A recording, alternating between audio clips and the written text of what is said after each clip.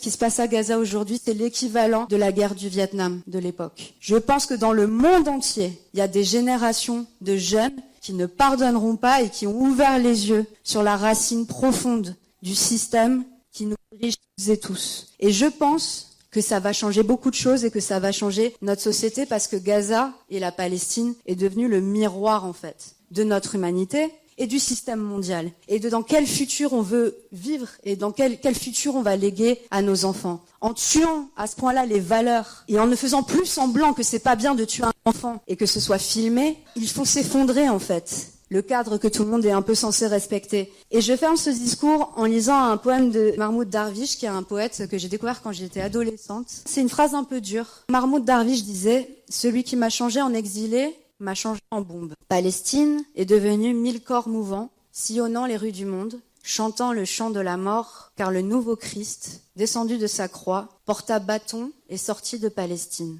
Je vais me permettre de m'adresser à Mahmoud Darwish, c'est un peu présomptueux de ma part, mais c'est vrai qu'il faut sans doute voir la mort, comprendre la mort pour comprendre la vie. Mais moi, je dirais que les Palestiniens aujourd'hui, partout dans le monde, ils chantent le chant de la vie et de ce qui est vraiment essentiel à la vie. Ils vivent en nous, Inrajab, Rim, des dizaines de milliers d'enfants qui ont été tués.